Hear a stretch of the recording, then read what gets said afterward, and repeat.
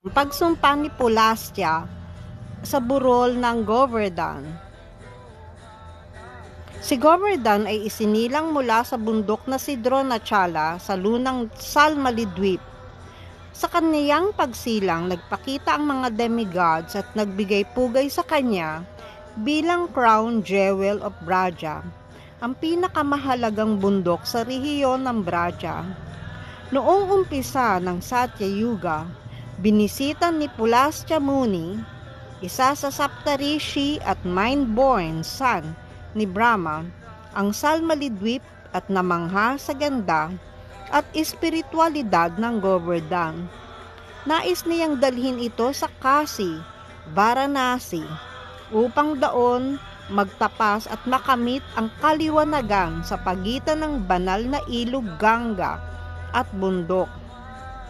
Lumapit si Pulastya kay Dronachala na nag-alok ng dakilang paggalang, ngunit si Dronachala ay nag-aalinlangan sa idea ng paglayo kay Govardhan. Sumagot si Govardhan na, "Kung papayag kang dalhin ako, kapag ibinaba mo ako at huminto ka doon, ay hindi na kita susundin muli. Doon na ako mananatili." Isang kondisyon na agad tinanggap ni Pulastya. Nakaayon sa kanilang kasunduan, inangat ni Pulastya sa kanyang kanang kamay si Govardhan at nagsimula siyang lumipad patungong Kasi. Ngunit habang dumadaan sa Braja Mandala, naramdaman ni Govardhan ang makapangyarihang pagkahilig, isang pahiwatig na siya ay mahalaga sa lugar kung saan magaganap ang mga lilas o paglilibang ni Sri Krishna kasama si Inang Yashoda.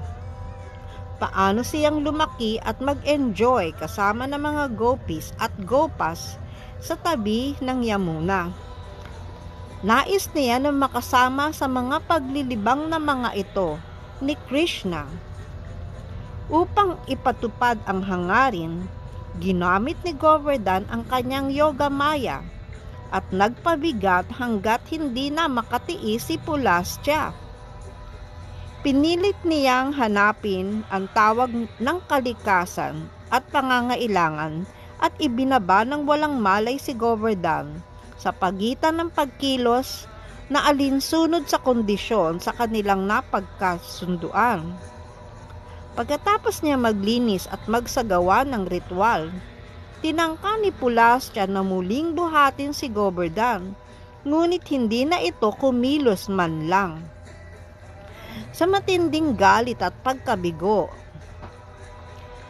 sumumpa si Pulastya nang ang pagbaba ni Govardhan sa lupa ay araw-araw ng katumbas ng isang tila mustard seed. Liliit ito araw-araw.